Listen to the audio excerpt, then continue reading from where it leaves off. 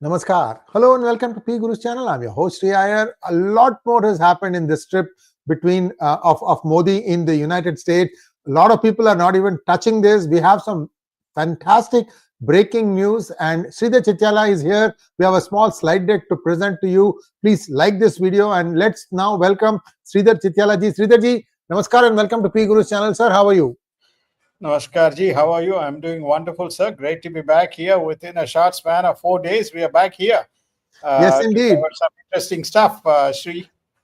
Sir, a little birdie came and told me that you have a lot of information beyond what was there in the optics, all that sugary stuff.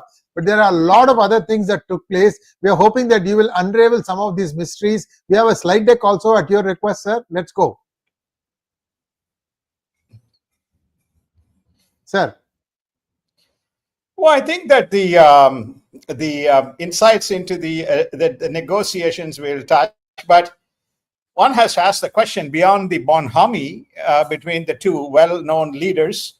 They also exchanged a book which was presented by President Trump to Prime Minister Modi at his place at the White House, and telling him, "Hey, you are a great man, and you're a great leader, and Mr. Prime Minister, you are great. There you go, you are great." And all the pictures of the Howdy Modi and Namaste India and etc. So that was a surprise, and I think Modi was very pleased.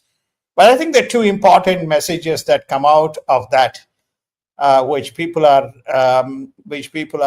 not relating as yet. There are only 4 leaders who came to United States post the presidency, post he took over. One is Benjamin Netanyahu, and second is the Japanese Prime Minister, and the third is Prime Minister Modi, and fourth is the Jordanian king. Yeah. The 4. If you take a look at all the 4 leaders, they're all in some way or the other allies and friends of Prime Minister or President Trump. And it's a very important decision for him to communicate to the world that leaders of these nations matter. Israel is strategic. Japan is by far the largest kind of leading G7 partner for United States. And Modi and India have always been great partners. And Jordan is the balancing power in United States, in Middle East, along with, and it is in a very strategic location adjacent to Israel. If Gaza needs to be stabilized and any of these plans needs to happen, then Jordan is going to play a very so. From an foreign policy optics point of view, you found this particular visit was more about foreign policy optics, rather than substantive aspects of the things that we will touch on, which is namely, MAGA and MIGA is MEGA. That's the kind of the dictum that went on. We should not also forget Bolsonaro, who is the Brazilian leader, who was a great ally of both Trump and Modi, was at the Trump inaugural. That also is a very significant kind of a symbol. And lo and behold, just now, in the last 24 hours, Brazil. There you go. Sir, Bolsonaro forgot to read this book, sir. Exactly. Well, he sent a message. I don't know. I think I sent you that thing, which is Brazil takes over the BRICS leadership, notwithstanding the fact Bolsonaro is not there. They immediately went up and said, "No BRICS currency. So we're going to pull it back." So these are some kind of significant moments within the context of what happened in the last kind of 72 to 96 hours. And who was present when this happened?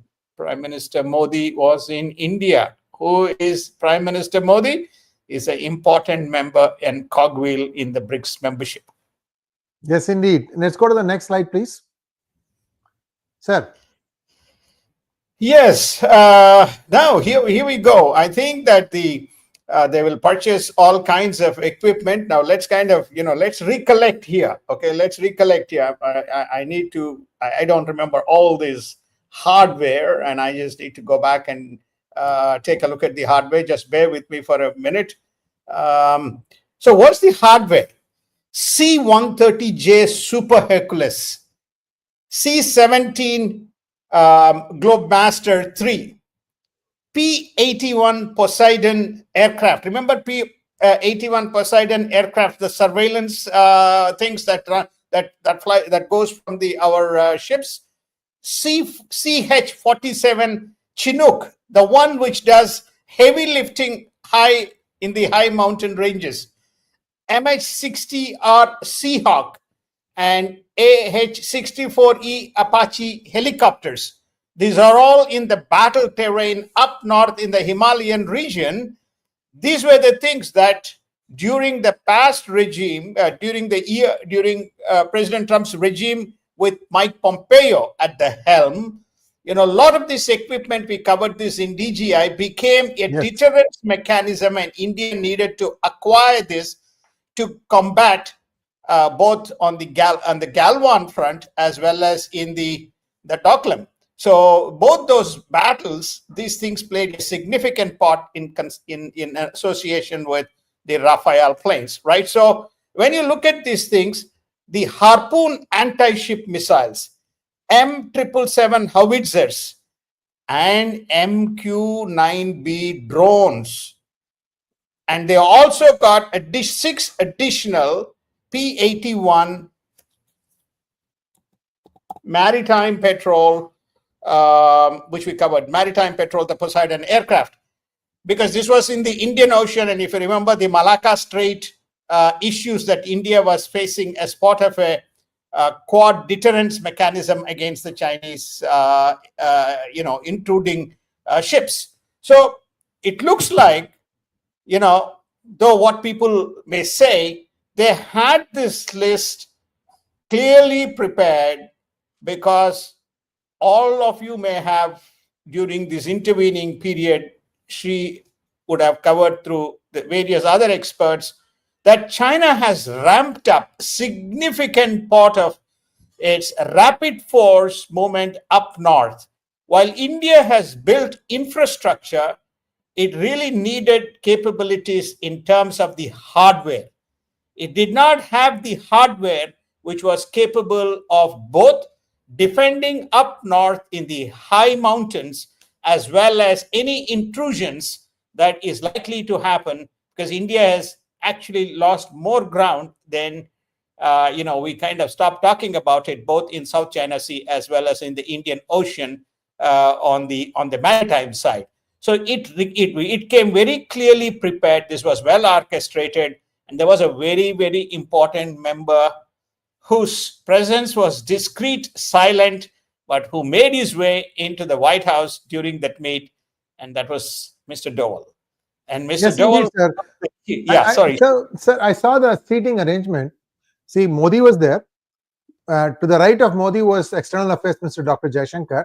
To the right of Dr. Jaishankar was Ajit Doval. I completely forgot about this warrant business, and I was just looking for him. The reason I was looking for him is I know the importance of Doval in all these negotiations, and I saw it, but that part that he was in trouble for the other case, it never crossed my mind. So that's now pretty much done and dusted. I think the fact that he was visible, he was silent, the fact we are reading out the list of stuff that is now on the table from a defense, which was explicitly pointed out by President Trump, which is to say, we are going to do big stuff with India on defense. They're going to need more stuff, and we are going to give more stuff to them.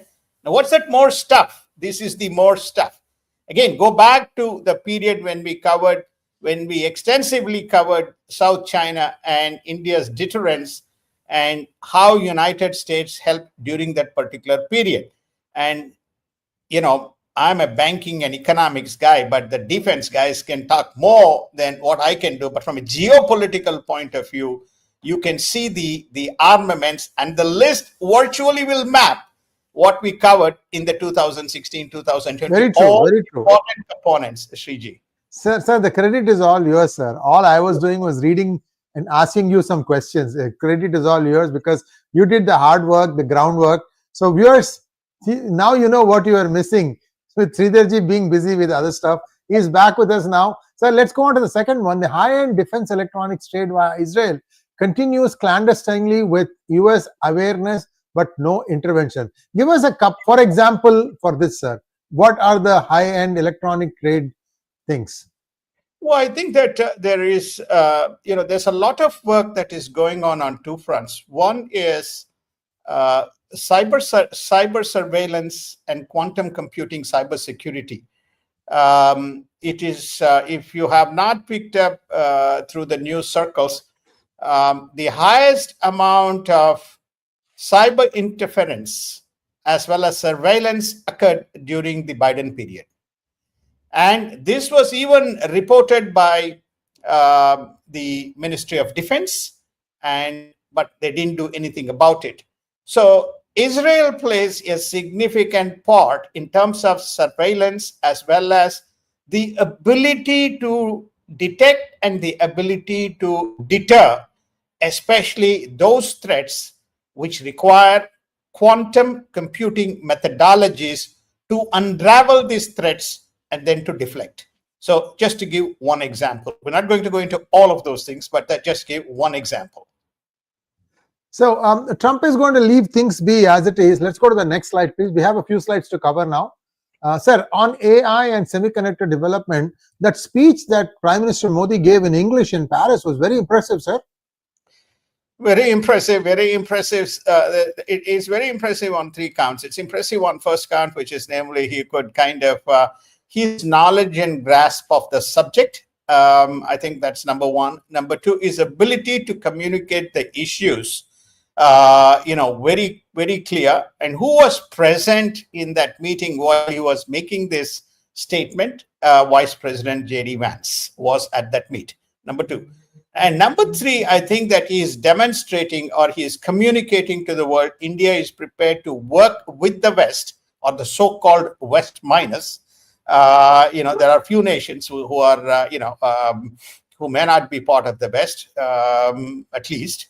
And so those nations he's prepared to work with, especially around the AI. Is obviously India lacks the hardware in terms of the capacity to run this AI software. So I think this is some of the things that they are trying to work on to see whether restrictions can be lifted. This is one of the areas I also believe that he may have had discussions with Elon Musk at his residence. He was at Elon Musk's residence, spent time with his family and children.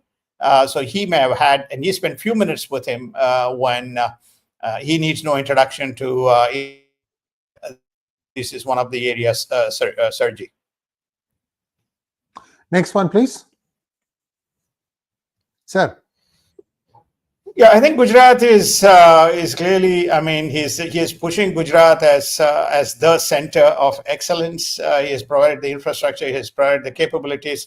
Microsoft, Google, IBM, you name it. I think everybody is going to make the presence. Because of stability in the government, and also now there's a fair amount of knowledge base. So he doesn't want to be reliant purely on UP, purely on Bangalore. I think he's also building Gujarat. During this intervening period, potentially this could have happened even in Maharashtra. I think Maharashtra lost some ground. So UP, Bangalore, Karnataka, and clearly Gujarat is the epicenter of various activities, Sriji. Next one, please.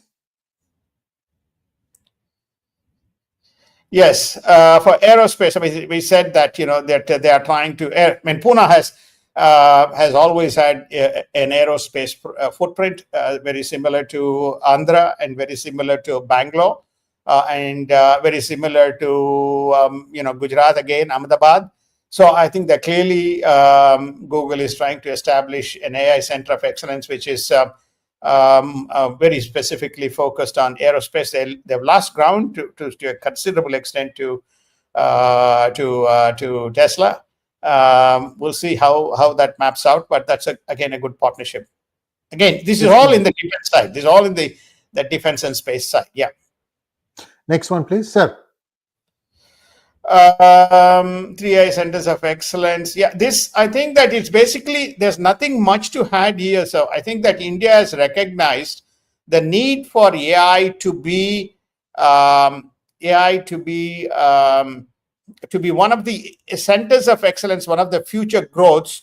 What has given impetus in terms of the more recent news is that the DeepSeek technology that has been announced to the world requires a vast amount of less computational power on the hardware side, giving hope that much of the work can be done through software, and giving hope to the Indian AI developers that they don't need an NVIDIA type of grunt to run this software, Sriji.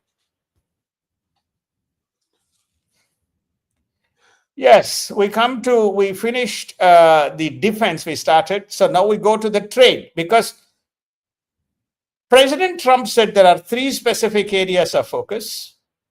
One is trade, second is defense, third is energy. I mean, there are other kinds of things that people are speaking about, but 3 major areas.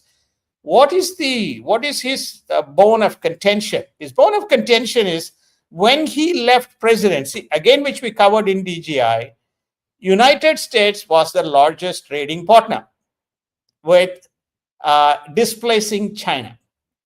As he takes presidency, China has edged past United States to be the number 1. That's his first bone of contention. The second bone of contention that he has is, United States has a trade surplus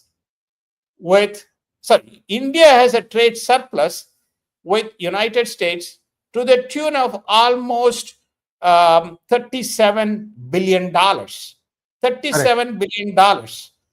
Okay, now he's saying $37 billion, your total exports is about 778. Your imports is about 800. So we carry a significant amount of the burden, and you are not giving anything back. We are your number 1 strategic. If you want us to be a number 1 strategic partner, you got to buy something more from us rather than from your enemies like China. Number 1. Number 2, you are buying so much of, if you go to the next slide on this previous one. No, next. Number 4, 5, 6. Do you have number 4, 5, 6? 1, 2, 3 we have. No. We don't have that slide.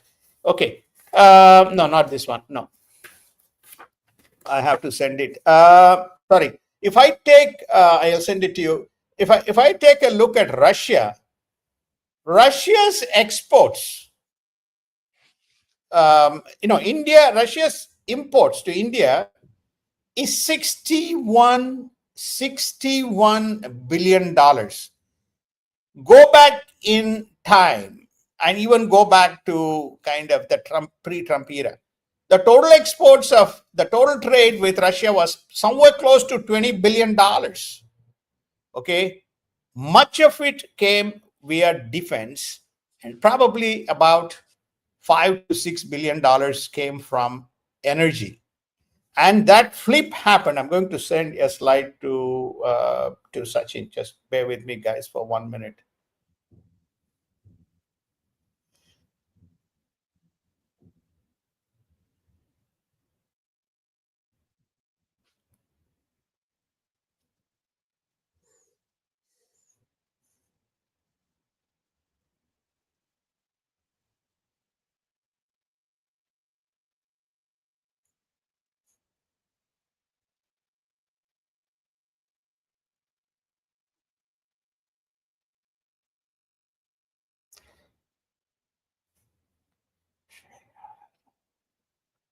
Okay, I sent the slide to you. So you will see the Russia. So what these are all things that president team has looked at is saying, hey, you got $60 billion worth of imports from Russia. Yes, significant part of those imports is energy. How much of that you are going to take off and give it to me? This was openly addressed by Trump in the meeting. The trade imbalance can be addressed. They have a huge need for oil and gas, and we can deliver that and bring the imbalance down. And in the earlier point, we will give access to them in the defense so that they can buy more sophisticated stuff from us. And this is the way they'll buy more from us and bring the deficit of exports, imports down and bring it to a parity. Because if you take a look at that chart, everybody is a net. India is a net importer from the top 10 countries, with the Except exception US. of United States. Yes, So yes, this very is true, very true, very true. Significant point of discussion, Sriji. Sir, there's a very reasonable agreement they can come to, sir. If the United States can match the price of Russia and it can accept rupees, I don't think Modi will have a problem. I don't know if US is ready to accept rupees. Okay. The rupee comes in, sir, if you have sanctions and you have no tradable currency. 75% of India's reserves is in US dollar. The largest foreign exchange remittances happens from United States into India. 300 of the Fortune 500 companies are located in India. So the question of the dearth of a dollar or usage of a rupee does not come into context here when you have $650 billion of reserves. Okay, even if you go back to the previous slide, please. No, number 1, 2, 3. No, not this one. Yes, $77 billion of US dollar exports, sir. If you export $70 billion, I just put it rhetorically, sir. I just put it rhetorically. I know India can buy it in dollars, of course. Of course, India is going to buy it in dollars, sir. Dollar is the king. No, he is going to buy it in dollars. I think what has happened, Sriji, is already Dr. Puri has considered, if he matches price, we have no hesitation in buying US oil or US gas. Is mentioned. We have no hesitation. First statement, as soon as presidency of Trump was announced, he made the statement very clear. If they match the price, we'll take it. And what does Trump say? We'll match the price. We'll give you more gas. We'll give you more oil. You also fill up our ships, which is patrolling the waters in the thing, because we had none. So I think that what is going on here, and then Trump didn't stop there. He said, Modi is a better negotiator than me. He will, I will have to negotiate, but he is a harder negotiator than me.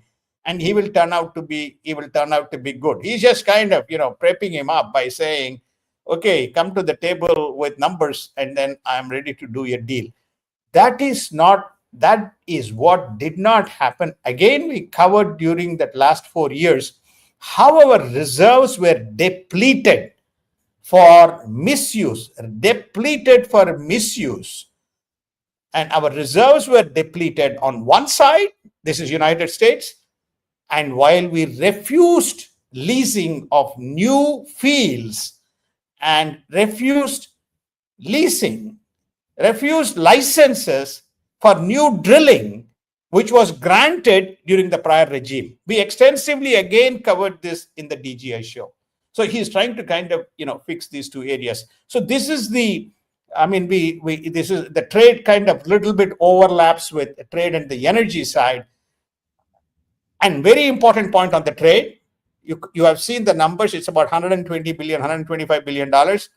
During the Trump time, we were somewhere close to $135, $140 billion. in terms of the bilateral trade.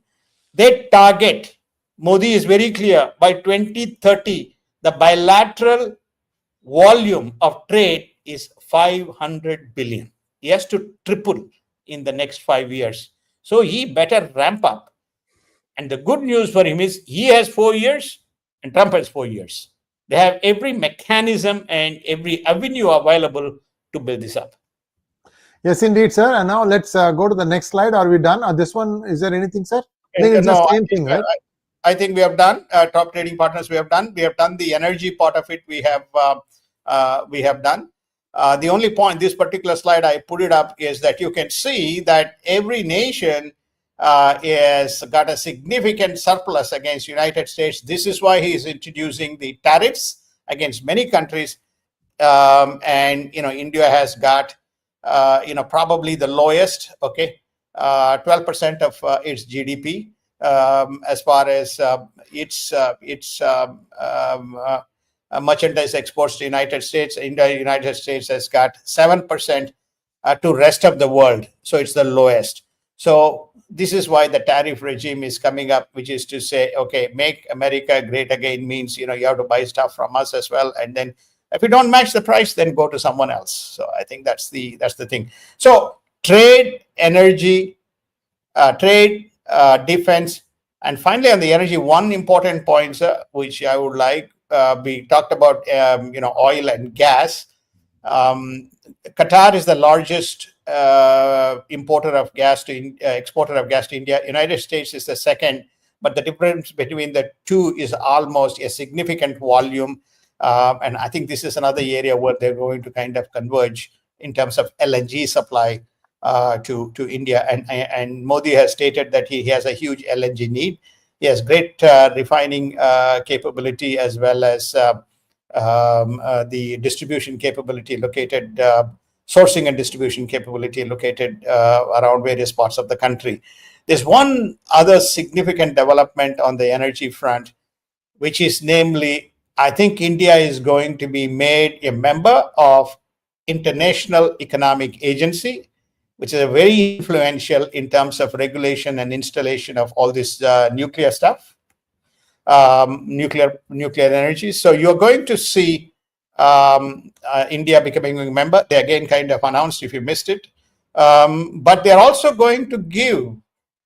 There was access control and restrictions on some of the nuclear equipment, though they signed the deal in 2008, and I think they're going to relax some of those, and United States is going to participate in many micro nuclear reactors being installed in the country. So this is the three pillars, of which the first two pillars we already knew by virtue of the past presidency.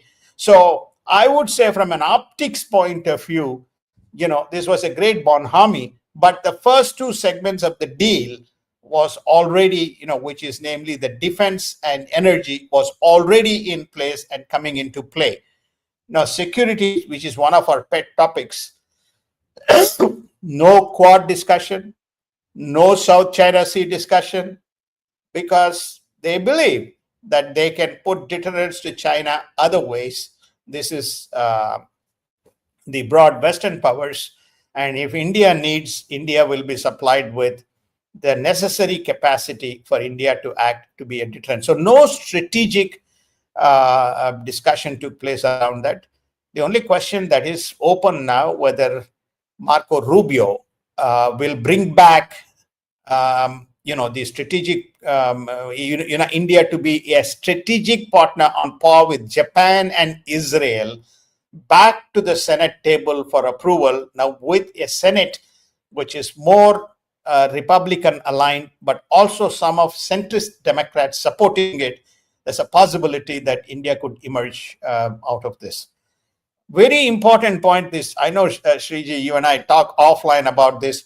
All of this effort is coming from, thankfully, the Indians. Very less effort is coming. I don't want to give any credit. People blame us as Americans, but that's okay. We are Americans.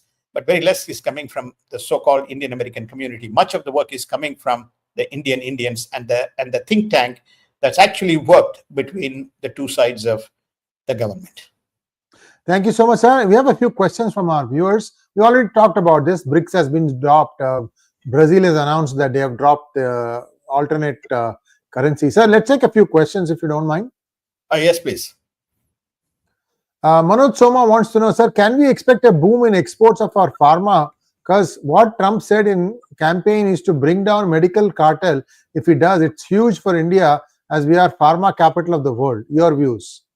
No, I think it will, as long as Indian pharmaceutical companies meets stringent, the guidelines of the FDA. Next one, please.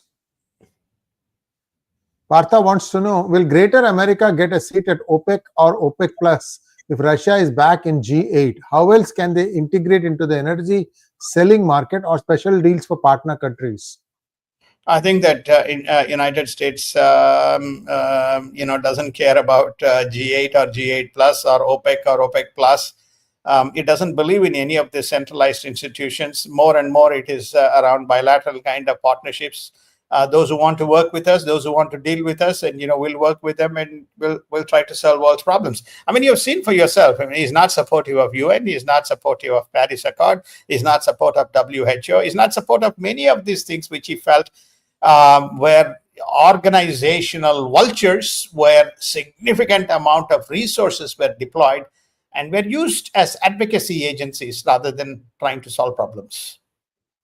Next one, please. Phoenix wants to know, what about F404 or F414 engines still in limbo? This is the General Electric Crystal Blade, I think. Are they ready? Is US ready to deliver? I don't know. I don't have any comments on this, Sergey. Also, the F-35, which has been discussed that they will offer, whether they will offer with conditions or whether they will offer, with full access to India, the technology capability for indigenization. The details are to be worked out. Maithili wants to know, Sridharji, how will US and India's trade balance each other? I think we talked about this. Let's go to the next one. Vilila Vasudevan wants to know, is there any update on the funds being given to Hotel Roosevelt? Yes, Leela they clawed it back. That 49 million has come back to FEMA. So we have to wait and see what happens. Next one, please. Sorry, sir, I'm just preempting because I know I read that story. I did a program on that. That's why. Oh, they asked you, sir, so you should reply. So they said, ask IR. Sridhar Kesaredi wants to know, sir, when can India expect placement in UN Security Council? Will it matter to us or not? It will not matter. Next one, please. Elmo wants to know, sir, Sridhar, sir, looking at all these charts of trade, I'm not surprised why rupee is so weak. There are poverty-stricken countries whose currency is stronger. Well, I think the currency being weaker is good, folks. It allows you to export more. So therefore, I don't know why people feel currency needs to be kind of, very strong. Of course, if you want to continue to have a bad habit of importing, then weak currency costs you. Look at Japan. It's very happy when its currency is depreciated. It is pushing more. It's the third largest economy in the world, or fourth largest economy in the world. Germany having third largest economy in the world. So by nominal GDP. So I think weak currency. India wants to be an exporter along with being a large consumer using its PPP. So a weak Indian currency is not necessarily bad for its economy. Thank you so much, Sridharji, and that was a wonderful conversation, sir. We have a lot of things planned out, viewers. Would love to have your comments on this program because, as you can see, everybody talked about the sugary stuff, but here we went into the details. What exact things are happening, why, and how we predicted it in the past. So we are always ahead of the curve in terms of predicting what's coming down the pipeline, and I think there's a value in watching P Gurus just for that. Thank you once again, Sridharji. Namaskar. Thank you, namaskar, and wonderful to be back and speaking to you folks. Thank you. Continue to support P Gurus and Sri Iyer and generously contribute towards this great channel and great programs that he brings about. Thank you, sir.